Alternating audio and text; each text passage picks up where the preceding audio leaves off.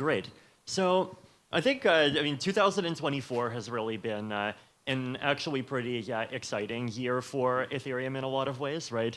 And, you know, sometimes like, you know, you go around, you see people blabbing on the internet, and, you know, sometimes like you see the, you know, it's definitely easy to get depressed, but then it's easy to get depressed on the internet about anything. But for me, it's like, you know, one of the reasons why one of the reasons why I always just appreciate coming to these and just talking to people in person is that you just always see like the sheer number of positive things that are happening in the ecosystem from every single angle, right? From the application angle, from the layer one angle, from the core infrastructure angle, like pretty much everything has actually been, I think, vastly improving for the Ethereum and for all of the underlying infrastructure in the last 2 years, right? And for me, these two charts basically summarize the core of what's going on, right? So I often tell a story of how in 2021, I was visiting Argentina for the first time. And of course, Argentina, it has the whole, tragic economic situation with the currency depreciating, I think average of 30% per year for the last century or something crazy like that. And the challenge, and so as a result of this, there's a lot of people who are crypto users. And so I walked around and I actually used Ethereum to pay for things twice. And actually at one point I was walking around on Christmas Day when almost everything in Buenos Aires is closed. And eventually I found the first coffee shop that was open. The owner immediately recognized me and invited me and my group of friends in.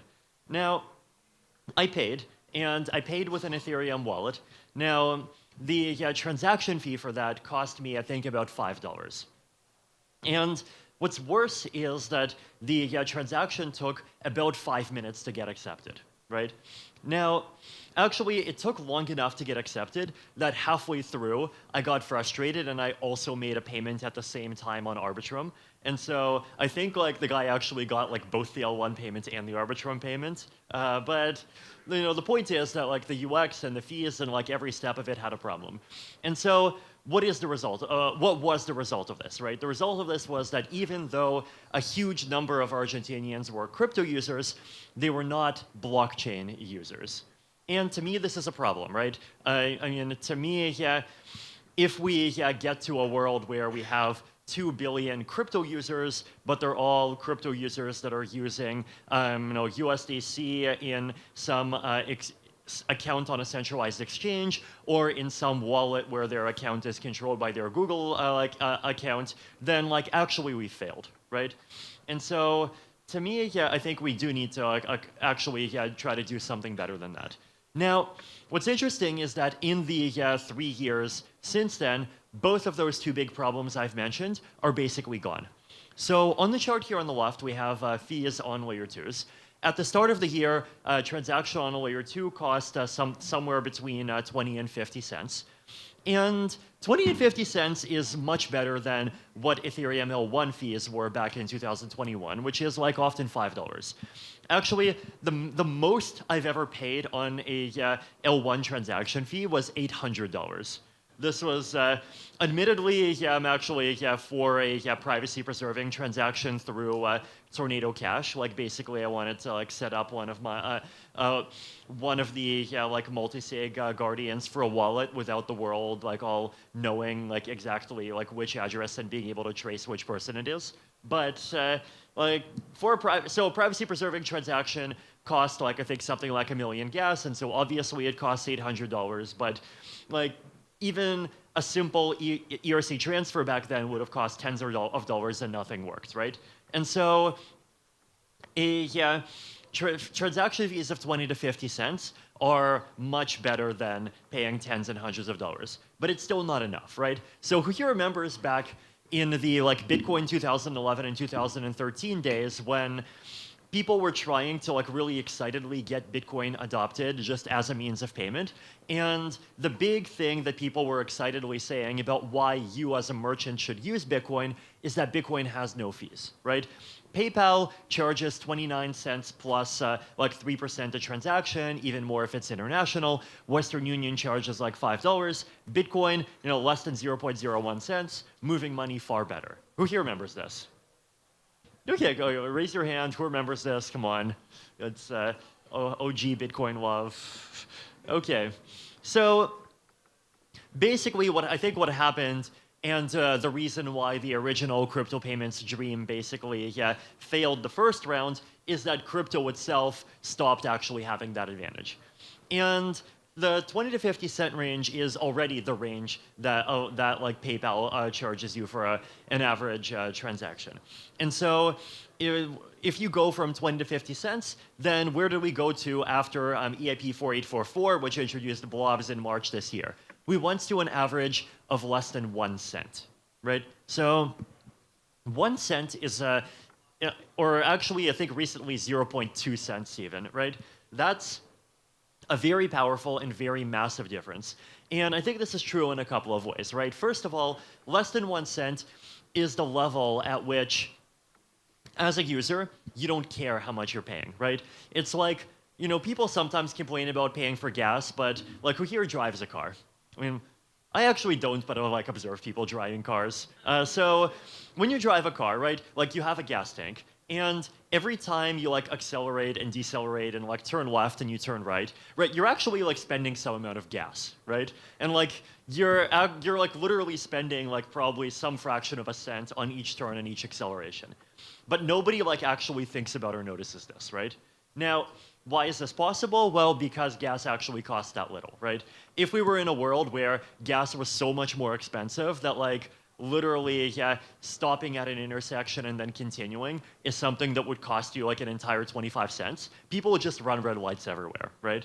So the difference between like 20 cents and less than 1 cent is like massive from a perspective of who would be willing to participate. It's massive from a UX perspective. It's massive from a perspective of making this Ethereum accessible to the next million. It's like a really big deal everywhere, right? So that is transaction cost. We could also talk about transaction time, right? So Bitcoin, 10-minute block time. Of course, 10 minutes is an average. Sometimes you have to wait an hour. Ethereum before EIP 1559, 13-second block time, but in reality, if you got unlucky with the base fee, then you would often have to wait sometimes 5 minutes, sometimes 20 minutes. That's what happened to me in Argentina. Now, post EIP 1559, transactions generally pretty reliably get included in a couple of blocks. And then finally, today we also have L2s, and some of those L2s have pre-confirmations. And so we have this like nice steady progression where the amount that you have to wait has gone down from tens of minutes all the way down to potentially under 1 second, right? And so we basically have like better than credit card competitive UX, right? If you think about like paying with a credit card, like you pay, you tap, and then like on the terminal, the like, you see the circle like spinning around for a while, right? And like actually the amount of time you have to wait is like basically 1 Ethereum slot, right? And so even on L1, I think we're like pretty competitive to credit cards already. And then on L2, like much better, right? So basically it's a lot of really key problems this year have actually been solved. And for a lot of applications, like the Ethereum ecosystem is actually feature competitive to build a lot of mainstream applications. And like we've seen a bunch, right? So payments and stablecoins continuing to take off, continuing to improve, even people using ETH for payments, people doing all kinds of payments continuing to quietly happen. Prediction markets, one of the reasons I love this example is that it's actually gotten attention from people who are normally even far away from the crypto space.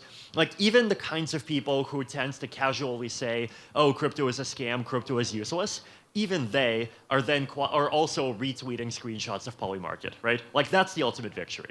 So then decentralized social, Farcaster is like actually bringing in a sizable amount of non-crypto people. then obviously, yeah, you get into games, and then you get into like various versions of wrapped DeFi that are increasingly actually targeting like more mainstream audiences. So lots of things are succeeding that did not succeed before, including lots of on-chain things, right? And not just things that try to like completely hide the blockchain from the user and like act like it's this like shameful thing you're supposed to like put somewhere in the back corner of the kitchen, right? So I think we're seeing a lot of success, right? And so question is, well, what do we need to do to actually take the next step? So the way that I think about this question is I first think about the goal, right? And the way that I think about the goal is like this, right? I think there's basically historically been these two types of software that we've seen. One type of software basically sacrifices decentralization for practicality, right? And this is like most commercial software. It's like most software that most people use by default. And it gives a good and improving user experience, but it sacrifices decentralization, and there's lots of important edge cases where it really, really doesn't serve the user well as a result. Now, on the other side, you have applications that sacrifice practicality for decentralization. And this happens on two dimensions, right? The first dimension is you have applications where just the technical properties of the application end up really sucking because they take like lots of hard trade-offs to ensure that everything is fully decentralized, fully serverless, and so on. And the other dimension is like something much simpler, which is basically that decentralized things and things that treat their users with respect are harder to monetize, and as a result, you're not able to like push the features and the UX up to the same standard of quality. There is this very long tradition of pre-blockchain decentralized software, even pre-blockchain open source, that totally falls into the second trap, and there's lots and lots of software, I think including, unfortunately, lots of applications in the crypto space that fall into the first trap. I think as an ecosystem, we should reject both of those traps, and we should even reject the trap that we need to like bifurcate and create like the niche nerd ecosystem that's decentralized, and then the normie ecosystem where like actually everything has to like go through trusting like Google and AWS for everything, and we need to like actually do the hard thing and take both. And I think there's lots of technologies that we have available that mean that we actually can do this. So we'll talk about practicality first, right? So what are some examples of practicality that the ecosystem still needs, right? So one of them is more scale. So today, transaction fees are less than 1 cent, but today, the amount of blobs that are being used by layer 2s is basically exactly at the target. And because it's exactly at the target, that basically means that it's not able to actually scale more without increasing costs for users and pricing out certain low-level transactions. Now, that's not entirely true because actually, as I'll talk, there's a lot of unclaimed ways for L2s to use data more efficiently. But it's like roughly, we haven't won permanently, right? And so we still need to improve scale, and especially improve scale at layer 2. Shorter confirmation times. So 12-second slots are competitive with credit cards, but credit cards suck, and we should not be competitive with the thing that sucks. We should be competitive with the centralized thing that's good. And so we want like shorter confirmation times, realistically, shorter than 2 seconds for important operations to happen. Cross layer 2 interoperability. So today, bouncing between different layer 2s feels like you're bouncing between different blockchains. It should not. And then user account security. And so I'll still talk about some aspects of this. And I think like this example is one of those things that's like really at the core of being decentralization friendly and like next billion friendly at the same time. And so we'll talk about that too. So let's talk about more scale. So for more scale, this is approximately on the left the plan for what L1 aims to do over the next couple of years. So of course, everyone's probably heard Justin has said like 2029 for the completion of the full beam chain. I think it's like really important to clarify 2029 is like the intended date for when everything finishes. We're gonna get the scale much sooner, right? So Basically, the next step is to implement PeerDAS, and PeerDAS will get us from about 3 to 4 kilobytes of data per slot to about 1 to 4 megabytes per slot, and then eventually full DAS, which will get us to 16 megabytes per slot.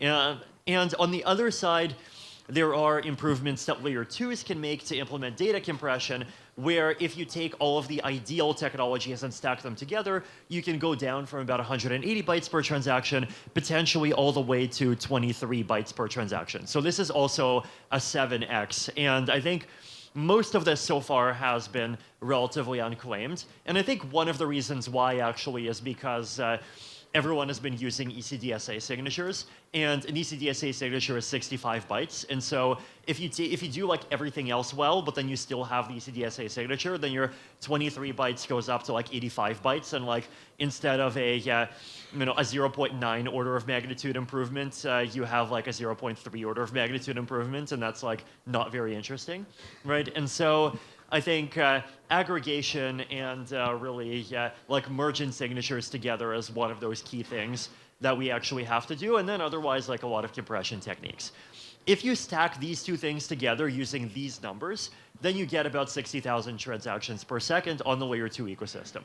There are ways to go even beyond that securely, using technologies like Plasma, using hybrid roll-up Plasma techniques, things like what IntMax is doing. So actually, we can go even further than this, right? But more scale is one of those things that's really important. Shorter confirmation times, right? So I see basically two classes of techniques that can do this in the short term.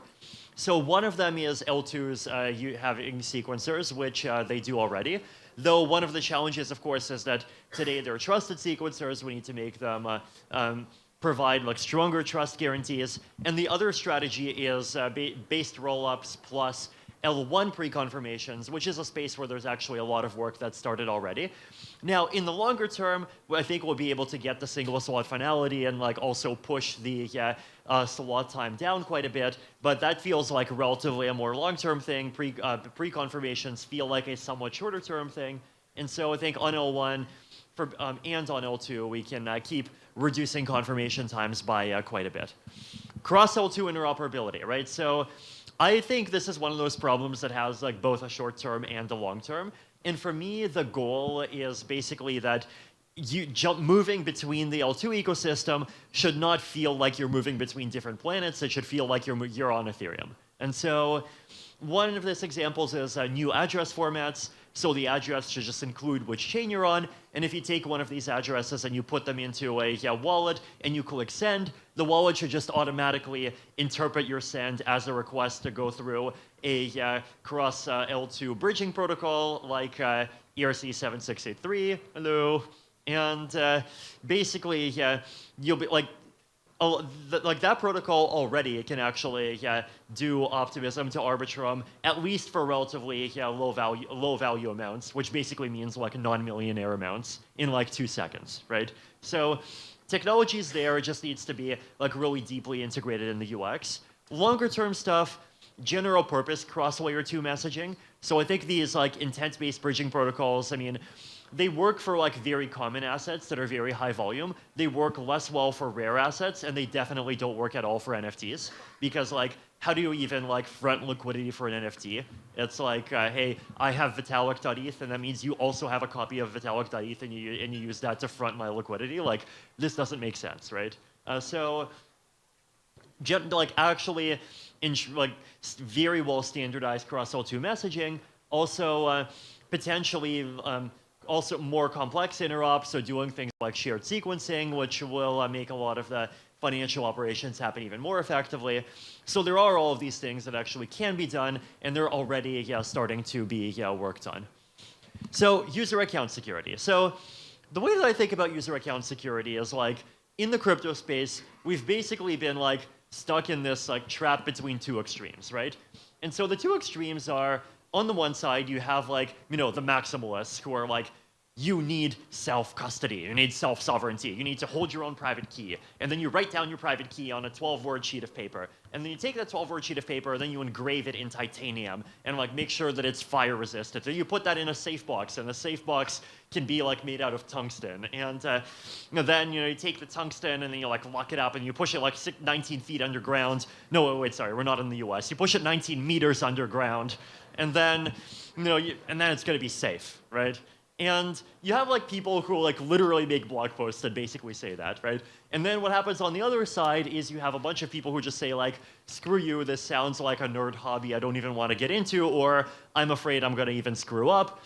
And they basically say, well, this stuff is annoying. Instead, I'm going to take all my coins and I'm going to put them into a trustworthy, centralized exchange that's run by trustworthy founders who are vegan and donate to effective altruism and who go on panels with Bill Clinton.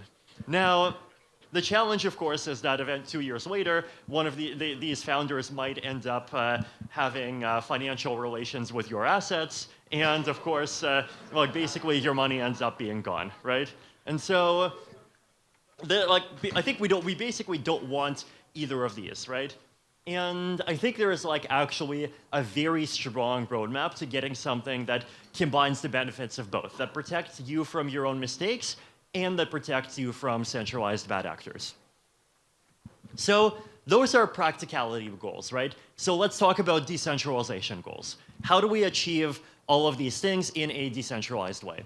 So the strategy for scale on L2 is data availability sampling, right? The basic idea is you have these blobs of data, and instead of downloading the entire blob, each node only needs to download a small portion of each blob, and the blobs are erasure coded, and there's math that happens in the background that basically ensures that even if up to half of the blob disappears, the other half of the blob can be used to recover the rest, right? And so, it's like one of those like Borg cubes from Star Trek, right? You can like damage anything up to like, I think in Star Trek it was like you can damage all the way up to 73% of the cube and it can heal itself, right? It's like exactly that sort of thing, but like for data, right? So data availability sampling, basically each client only needs to download and sample a small portion of the block, and there's a one-dimensional version of this that is doable short-term, and then there's a two-dimensional version of this that is doable relatively longer term. So this way we actually get a decentralized network, and like basically that has some of the properties of being a peer-to-peer network in the sense that if you think of how BitTorrent works, BitTorrent does not require every user to download every file. It's a highly distributed system. Different users store different files. So if we want to scale, we need to figure out how to do that same thing, but with consensus blockchain guarantees. Data availability sampling solves that exact problem. So that's one piece. Now, let's talk about shorter confirmation times, right? So I think there is a couple of strategies. So one is L2s with centralized sequencers, I think, are okay for some apps, right? So I saw, like this event, there's like an entire gaming section, and lots of people are excited about gaming. So, okay, so who here has played World of Warcraft? Okay, it's like, the one game that I've like properly played, except for games that I like coded for myself when I was a teenager. So in World of Warcraft, you have this like latency bar, right? And the latency bar, when the latency is less than 300 mils, it's green. When it's between 300 mils and 600 mils, it's yellow. And when it's above 600 mils, it's red, right? Okay, so who here remembers like in World of Warcraft trying to like fight any kind of like actually hard monster, or even like doing PvP when the latency is like red, when it's above 600 mils, right? It like sucks, right? You die very easily. So the challenge, and like World of Warcraft itself, like explicitly tried to be casual friendly and like tried to make extreme low latency not matter, right? And so the challenge is, of course, that a decentralized system, I think, basically has no way to get less than 600 mils of latency and at the same time stay decentralized, right? It's like, okay, you can build up the crazy infra and you can do the math, like theoretically, one side of the world to the other side of the world, that's 20,000 kilometers, divide by speed of light, that's 67 mils. You need 3 rounds of consensus and then 200 mils. But that's like an incredibly like fragile efficiency maximizing approach that's like not at all appropriate for like an actually robust and decentralized blockchain, right? And the problem is that not only do you want to make decentralization possible, you also want to make sure decentralization is not overly economically penalized relative to like extreme optimality, right? And so we actually want pretty big safety factors. So decentralization is not going to offer the best experiences for everyone, and so I think for that reason, like layer 2s with centralized sequencers are okay for some applications, and then of course you have layer 2s with some decentralized sequencing, and then the other approach is layer 1 pre-confirmations, and that can be done in like a centralizing way, or it can be done right, and I know there's a lot of teams that really wants to do it right, and so this slide is I think taken from one of Justin's ETH research posts. So that's one of the directions. And then the other direction is like actually like super optimizing the Ethereum consensus loop and basically trying to make the peer-to-peer as optimized and as unwasteful as possible. So I think we have both of those approaches. Cross L2 interoperability. So if you want to keep it decentralized, so I think for me, the way that I think about this is that for interoperability, it's like moving between cities, right? And like, if you're a country, then you're going to want to provide at least some specific method of moving between cities as a public service, right? You know, you have the cars, you have the private helicopters for like, you know, the Taylor Swifts of the world, or I forget, maybe she uses a plane. I'm like not too into this stuff, you know, for everyone, but then for everyone else, like there is a you know highly robust subway and bus system, and at least it's always there, even if you can't afford the other thing, or even if the other thing like suddenly goes bankrupt on you, right? And so to me, like the equivalent of this is that the Ethereum ecosystem needs to have an always available, total decentralized, non-single party dependent protocol that people and applications will always be able to use in order to move assets from one L2 to another. And for me, like ERC 7683 satisfies that goal, right? And I think there are going to be specific situations where like individual tokens might be able to optimize on top of that. So like if you're using USDC, you trust USDC already, you might as well just let them like insta-bridge for you. If it like individual layer 2 ecosystems might have like direct movement that's about as fast. So sometimes you can improve on it, but having the baseline is really valuable to me. So that's one. Light clients. So light clients, basically, yeah, you want to be able to actually verify what's going on L1 or on L2 in a mobile wallet or in a browser wallet without having to trust an RPC. And there is work that's being done by the Helios team, which is actually pretty close to actually letting us do this. Shared bridges, so this is technology that basically would allow a token to be stored in a structure that is owned by multiple L2s simultaneously. That makes it really easy to do batch transfers between them. And so in the far happy future where every L2 is a ZK rollup that's committing to Ethereum every slot, then you're going to be able to also do native, like liquidity provider free asset movement from one to the other in one single slot, which is probably the best that we can do. And then also for based rollups, we can do shared sequencing, right? So there's a lot of good things that we can do in terms of cross-L2 interoperability. Let's talk about account security. So this is one of those things where I think there actually is an opportunity to build something that works for new users and for experienced users at the same time, right? And the way that I think about this is I think about this with Guardians, right? So for your account, realistically, what you want is you want like a key on your device, and then that key alone can authorize low-risk operations, right? So with your crypto wallet, you should be able to like tap to pay $25, but you should not be able to tap to pay $25,000, right? That's the wrong like convenience risk trade-off. Then if you want to do more intensive operations, or if you want to recover your primary key, then like you have some collection of things. For a starting user, possibly one, but then ideally go up to some collection of several of them. And these guardians could be your own physical devices, so hardware wallets. This could include friends and family, so either their Ethereum addresses or things in this whole category that are owned by them. It could also include institutional guardians, which include specialized services, and the big unlock this year is ZK wrappers of existing services, right? So the way that I think about this is that for in the Unix philosophy, text is the universal interface for communication. In the Ethereum philosophy, an ETH address is the universal interface for authority. If you want to make something that is controlled by an email address, you use ZK email, and you can generate an Ethereum address, which you can only spend from if you control that Ethereum address. And thanks to email DKIM signatures plus zero knowledge proofs, you can actually do this.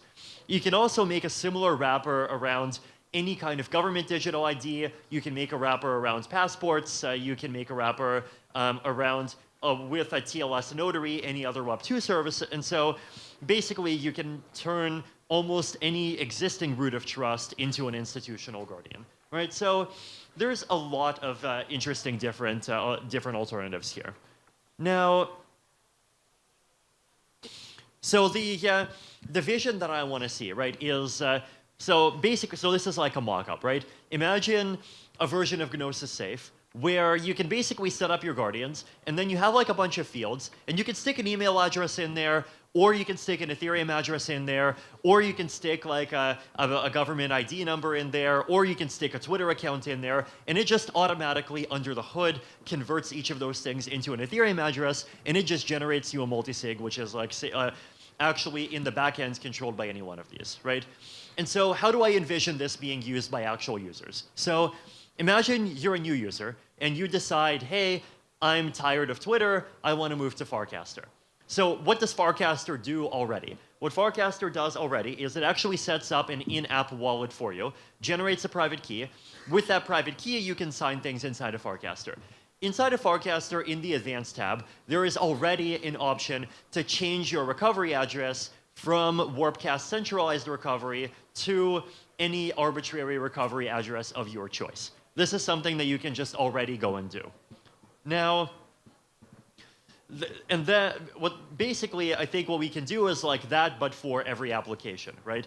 If you're a new user just coming in, then you should not need to already have an Ethereum wallet to download your application. But if you do have an Ethereum wallet, you should be able to easily link any application to your Ethereum wallet, and it should have all of the benefits of like basically acting as part of your Ethereum profile, but at the same time, like you keep that separation, and potentially you even keep the link off chain, and you do things with zero knowledge proofs, and so you even have greater privacy than today, right? So, and then potentially a user would start off with the only guardian being either their email address or the service, and then over time, as they have more applications and as their like profile becomes more mature, they would be able to just like upgrade their security setup over time, and then make very easily just turn their account into a multi-sig with whatever participants they want. So I think basically we can create a framework in which new users get something that's very user-friendly for new users. Existing crypto users get things where they can just put in the same 12-word seed phrase that they're already comfortable with, and it becomes very easy to switch from one to the other or a combination of the two. So to me, this is like the best bet I have of like actually practicality for the next billion, and at the same time being friendly to users using the ecosystem in a decentralized way, in a way that they're actually still participating in all of the same playing fields. So summary, right? I think we can make applications that are mainstream friendly and decentralization friendly at the same time. And I think many tools for this already exist, and I think lots of other tools are under development. Some of these challenges are user experience, account abstraction challenges. Some of these challenges are layer 1, layer 2, blob, pre-confirmation scale challenges. Both of them are really important. And I think layer 2 teams can do a lot to help, both in being the best layer 2 that they can be and providing speed and scale, and at the same time making sure that they're aggressively progressing to stage 1 and stage 2, and actually preserving the L1 decentralization. And at the same time also like actually doing all of this excellent work of actually bringing in and appealing to all kinds of developers and users. So thank you guys all for your hard work, and look forward to this continuing for a long time.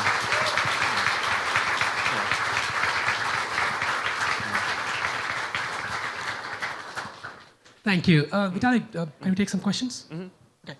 So we can take some questions. We have about 5 minutes left, so we can take some questions. Please raise your hand, and then you can pick and select, Vitalik, if you. And then we'll have microphone. There's one behind you. Hi. Thanks for sharing, Vitalik.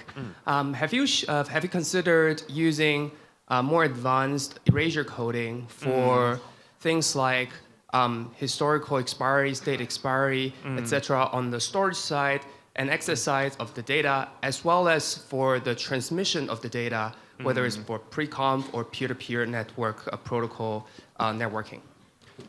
Yeah, I mean, I think my view on that is like switching the erasure code is relatively low value compared to other things, and like we already have an erasure code that works very well. And I think there's a lot of just efficiency and convenience benefits from just using the exact same code across the stack, right? And so for things like state expiry, like history expiry, what I favor is basically just putting everything into blobs. And blobs already have a really nice, really clean and working implementation of like de facto erasure coding because it's they're all polynomials and they're a Reed-Solomon code. And you basically use the exact same infrastructure to do a sharded history storage as you use for data availability sampling. I think in the longer term, we will have to upgrade from KZG blobs anyway because like the current KZG-based setup is not quantum resistant. And so I think there is a longer term opportunity to upgrade to something else. I mean, I think like re-looking at the erasure code is one of those things that's worth thinking about, though I think it's also worth like appreciating just like the simplicity and beauty and legibility of just using polynomial evaluation. So for me, like I think that's a discussion for I think like the 5-year roadmap. Like I think for now, blobs as we have them are the way to go. Do we have any more questions? The back. No. Back.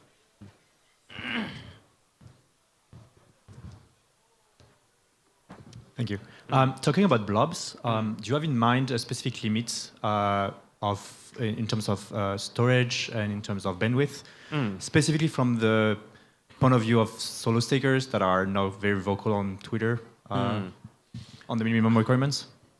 Okay, so let's look at the roadmap. Let's say long-term roadmap, full data availability sampling, 16 megabytes. That's a lot, right? So that gives the entire blockchain a bandwidth of 1.33 megabytes a second. And so if you have a node that wants to like fully store everything, then of course per year that's going to turn into 1.33 times 32 million, and so you're going to get about 40 terabytes per year, right? Which is like definitely doable for a hobbyist, but like you do have to put in resources into it, right? For a node that's just participating in this network with 2D data availability sampling, you would only have to download a fixed number of samples, right? So you should be able to download only 80 samples, and then each sample plus the proof would be like less than a kilobyte in size. And so if all of this is implemented correctly, the raw amount of information that you have to download would only be about 50 kilobytes a slot, right? So it's extremely possible for to do a very performant blockchain with huge amounts of data, but only impose a very small load on each individual participant. Now, that's obviously not like the status quo today, right? The status quo today is like if you increase the blob count, then that means that either like solar stakers have to process more data, or it means that we have to figure out some efficiency improvements on the peer-to-peer side, which I think actually might be possible, right? Because as I said, right, blobs are already natively erasure coded. Erasure coding is actually one of those strategies for optimizing peer-to-peer already. Maybe there's like something quick that can be figured out. But in the long term, I think it's like the sampling approach, if you do the math, actually is very data light on individual nodes. Even for upload, yes. I think, the statistic for like 50 to 80 kilobytes, that would be download and upload. I mean, probably the closest thing to an exception would be like the block building process. But then for block building process, like two answers, right? One is that as a client, you could always not participate in block building. You can only do like inclusion list and attestation responsibilities. And the other answer is that you can do the like there are designs for distributed block building where you would not like it would be more than 50 kilobytes. You would have to like download and upload potentially a megabyte in a slot, which is like actually pretty comparable to at least the worst case of what you have to do today already. Since no one has asked it yet, what are your thoughts on Beam Chain proposal? Yeah, I mean, I think, the core ideas there, right, I think align a lot with ideas that I've been talking about all along, right? So I think the core ideas are all correct. I think the one thing that, like, I personally think we need to be careful about is, like, I don't think we should go too fast and too like reckless in reducing the slot time of the L1, right? Because like as Phil said in his presentation yesterday, for Ethereum to be decentralized, it needs to be geographically fair. And if we try to like hyper optimize Ethereum for as short slot times as possible, then stakers in Latin America, Southeast Asia, Africa will be disadvantaged compared to stakers that are very close to and very well connected to New York. And like that's a future that we don't want, right? And like there is already concerns among those stakers even today, and so I think we do need to like watch that very carefully, right? But I mean, I'm definitely open to the possibility that there's lots of just very unclaimed peer-to-peer optimizations that could be improved a lot to help stakers in those regions, right? So, but I mean, other than that, like I think all of the ideas make sense. I think the one thing that's really important to keep in mind is that like there is this trade-off of doing those ideas in an all-at-once fashion versus doing them in a more incremental fashion. And there's like actually a lot of debate among core developers about which approach is better, right? Because I think the benefit of this like all-at-once approach is that it's very good at bringing in new people into the consensus research process, right? And I mean, even I think a lot of people here would be if you show interest in participating in a Beam chain redesign, even if you haven't done beacon chain stuff before, like you'd be very welcome, right? But then the other side is that actually doing bigger changes can be risky. And so I personally expect we'll see some combination of both. And I also expect that, like as I've said before, right, like the roadmap time for completing the full thing and like creating this maximally ideal, platonic, beautiful Ethereum chain is 2029, but you're going to get lots of very, very important upgrades long before that, right? So this full data availability sampling roadmap, I think, if people put their mind to it, can be done in 2026. And like for earlier steps can be done even earlier. And then also, same thing for the right side of this. Single slot finality, I think, can potentially be done in a similar time frame. Potentially, like statelessness could be done. I would say it's like probably worth doing it a little bit later and focusing on single slot finality and EVM improvements and DAS first, right?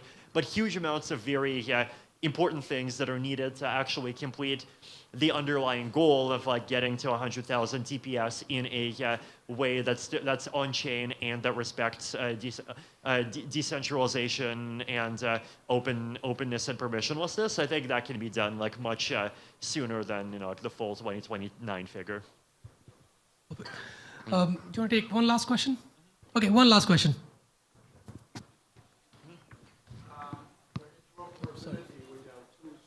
Standards?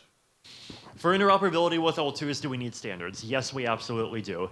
And there's lots of groups working on those standards right now. Perfect. Thank you very much, guys. Thank you, Vitalik.